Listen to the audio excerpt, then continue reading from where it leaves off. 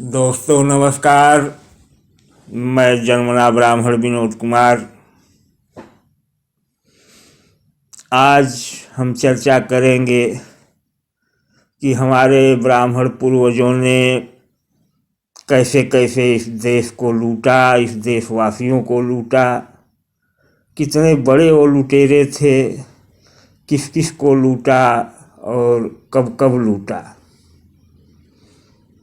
तो साथियों, विषय पर आपको अवगत कराऊं इससे पहले निवेदन है कि हमारे चैनल को सब्सक्राइब कर दें, शेयर करने की कृपा करें, क्योंकि आप देख रहे हैं कि आजकल समाज को तोड़ने के लिए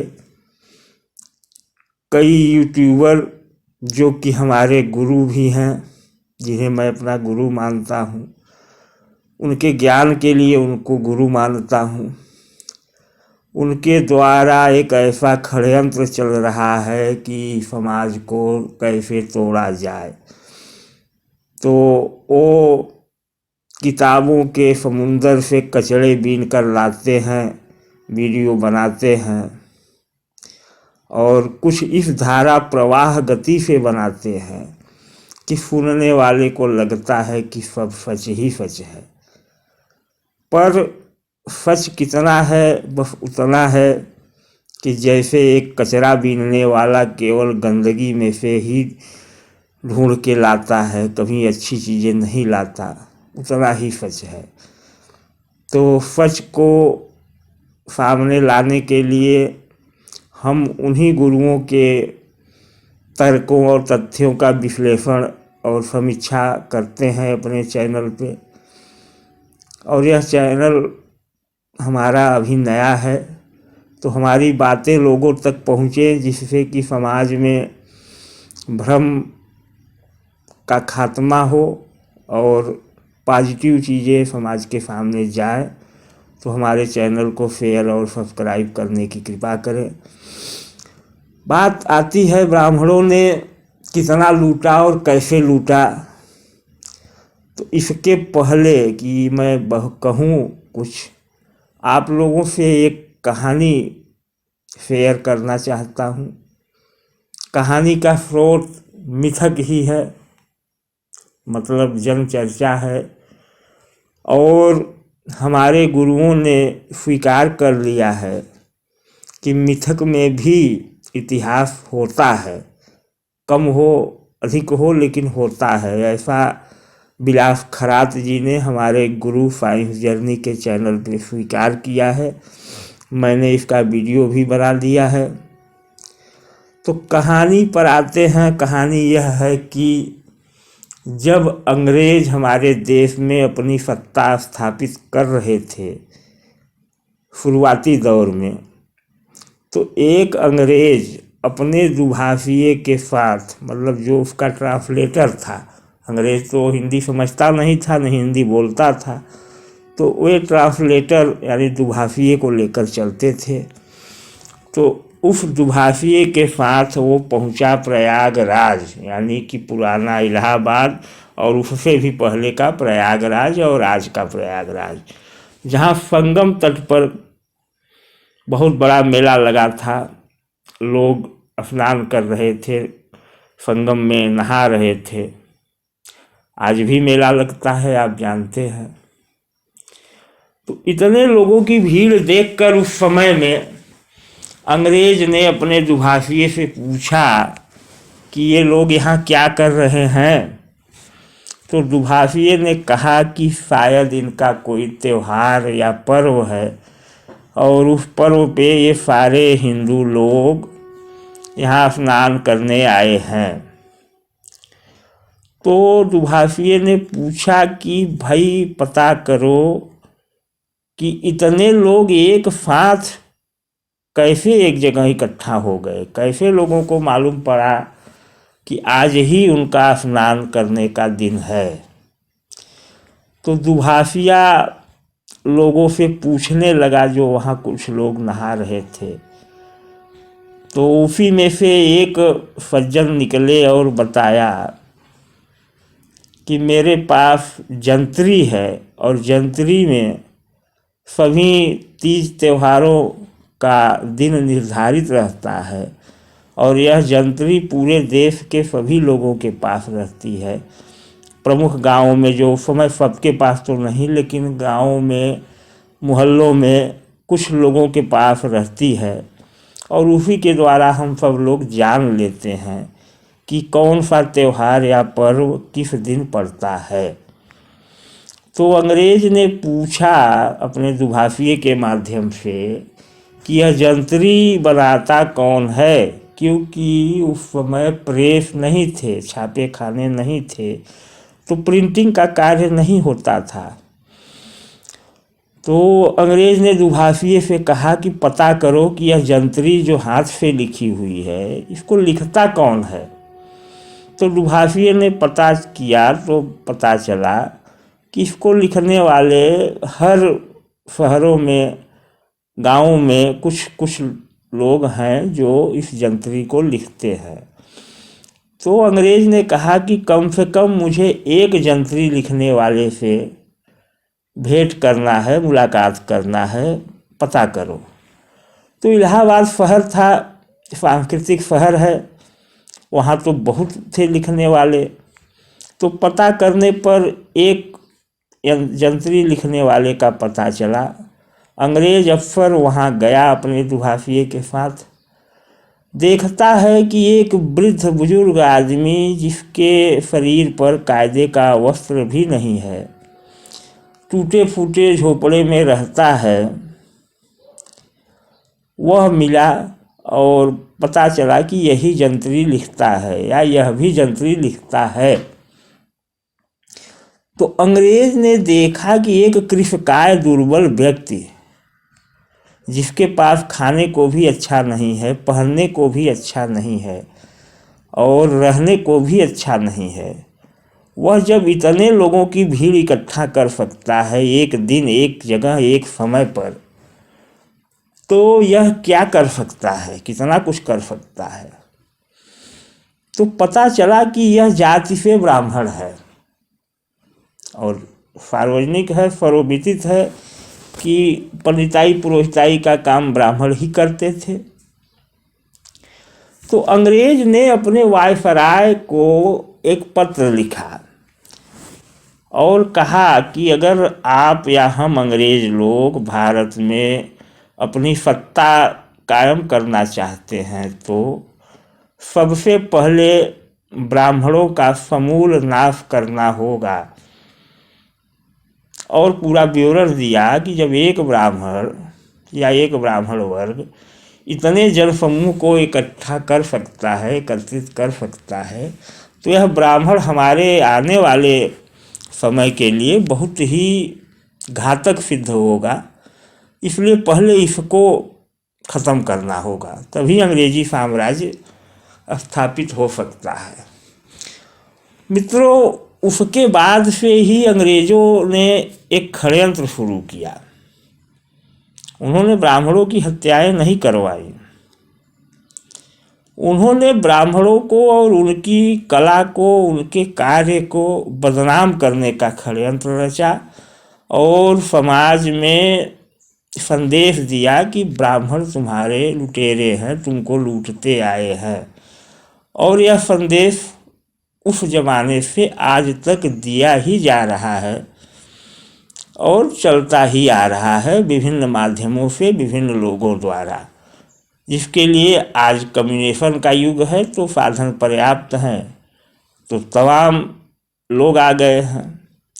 अब छोड़िए इस कहानी को, क्योंकि कहानी मिथक ही है और हमारे गुरुदेवों ने माना है कि मिथक इतिहास का स्रोत होता है। अब चर्चा कर लेते हैं कि ब्राह्मणों ने कैसे लूटा। तो आज के लोग आरोप लगाते हैं कि पहली बात, ब्राह्मणों ने दलितों को, ओबीसी को, एससी एसटी को, जो आज का वर्ग है, यानी कह लिया जाए तो शूद्रों को, पिछड़ों को, मंदिर में जाने पर प्रतिबंध लगा दिया था। तो भैया, जब मंदिर में जाने पर प्रतिबंध लगा दिया तो लूटा कैसे? मंदिर में ही तो बैठकर लूटता है ब्राह्मण, आप ही कहते हो। और इधर मंदिर पर जाने के लिए प्रतिबंध भी लगा दिया है, तो लूटा कैसे? अब यह तो हमारे गुरु लोग ही बताएंगे, इतना ज्ञान मेरे पास नहीं है। क्योंकि उन्नत टाइप की विज्ञान या टेक्नोलॉजी तो हमारे गुरुओं के पास ही है, जो यूट्यूब के गुरु हैं। दूसरा, आप कहते हो कि ब्राह्मण छुआछूत करता था। छुआछूत ब्राह्मण ने किया, जातियाँ ब्राह्मणों ने बनाई। तो हमारे पूज्य गुरुओं यह बताओ कि जब ब्राह्मण अपने अलावा दूसरे का छुआ खाता पीता ही नहीं था, तो ओबीसी का, SC ST का उसने कैसे कुछ लूटा? वो लूट के करता क्या जब उसको उसका इस्तेमाल ही नहीं करना है? प्रश्न है या नहीं? गुरुजी लोग बताएंगे कि जब ब्राह्मण शूद्रों का, SC ST का, OBC का कुछ छूता ही नहीं था, तो वह उनको लूट कर करेगा क्या? दूसरी बात मैं कहना चाहता हूँ कि हमारे देश में, या हमारे ही देश में एक बड़ा वर्ग है जिसे आम भाषा में वनवासी या आदिवासी कहा जाता है। और इसी आदिवासी शब्द से यह नया गढ़ा हुआ शब्द है मूल निवासी। मूल निवासी कह लीजिए, आदिवासी कह लीजिए, पर हकीकत में वे वनवासी हैं। इनमें जातियां हैं खरवार, बैगा, धांगर, अगरिया और भी जातियां हैं, पर इतनी मुख्य जातियां हैं। और इनको देखना हो तो आप आइए उत्तर प्रदेश के दक्षिण पूर्वी ज़िले सोनभद्र में। यहाँ से लेकर MP के सिंगरौली, झारखंड के कुछ हिस्सों, उड़ीसा के हिस्सों, यानी जो जंगली क्षेत्र है मध्य पठार क्षेत्र का, वहाँ ये इनकी काफ़ी संख्या है। इन आदिवासियों की सारी परंपराएं अलग हैं, शादी ब्याह की गतिविधियां अलग हैं, और इनके सारे कर्मकांड इन्हीं के लोगों के बीच में से लोग कराते हैं। कोई ब्राह्मण इनका नहीं कराता, न तो ये किसी ब्राह्मण से करवाते हैं आज भी। तो प्राचीन समय की बात ही जाने दीजिए। तो इनकी संख्या बहुत है। पूरे भारत में केवल SC ST में वे जातियां ही नहीं आती जिनको हमारे गुरुदेव लोग बताते हैं। ये भी जातियां SC ST में ही आज की तारीख में हैं, और इनकी एक बड़ी संख्या है। और इस बड़ी संख्या के सारे कर्मकांड अलग हैं। ये बड़ा देव को पूजते हैं। बड़ा देव का अगर समीक्षा की जाए या वर्णन किया जाए तो लगभग शिव के ही नज़दीक बैठते हैं, या शिव की ही पूजा करते हैं, पर बड़ा देव के नाम से। उसके बाद एक कुछ अपने कुल देवी देवताओं की पूजा करते हैं। इनकी पूजा में बलि प्रथा सर्वोत्तम है। ये नवरात्र का भी व्रत रखते हैं, अपने कर्मकांड करते हैं, और उसमें भी बलि की प्रथाएं ही प्रमुख हैं। तो इनके कोई कर्मकांड कोई ब्राह्मण आज भी नहीं कराता, क्योंकि ये खुद नहीं कराते। इनका अपना खुद का एक पुजारी वर्ग होता है, उसी से करवाते हैं। तो ब्राह्मण इनसे टच ही नहीं हुआ तो लूटा कैसे? हमारे एक गुरु हैं यूट्यूब पर, अरुण कुमार गुप्ता जी, बिहार के हैं, अर्जक संघ के पदाधिकारी हैं, जिलाध्यक्ष हैं, प्रदेश अध्यक्ष हैं। उनके भाषणों को सुनने पर ऐसा लगता है कि बस ब्राह्मणों का एक काम था लूटना। अब बताइए गुप्ता गुरुदेव, आप कहते हो कि एक जानवर भी, मतलब एक बिल्ली भी पत्थर के बने चूहे पर नहीं झपटती। तो ब्राह्मणों ने कितना ज्ञान फैलाया कि पत्थर की मूर्ति में भगवान की पूजा करवाते हैं। तो गुरुदेव, पहला प्रश्न यह है कि मैंने आप लोगों के ही सौजन्य से देखा कि बुद्ध की प्रतिमा की भी पूजा होती है। तो वह प्रतिमा जो बनी है वह पत्थर की ही है या हड्डी चमड़े से बनी है? अब ये तो आप बताएंगे। तो क्या जो बुद्ध की प्रतिमा कर रहे हैं उनको यह ज्ञान नहीं है कि यह तो पत्थर की प्रतिमा है? वस्तुतः प्रतिमाओं को पूजने का कार्य मानसिक संतुष्टि और मानसिक एकाग्रता का साधन है।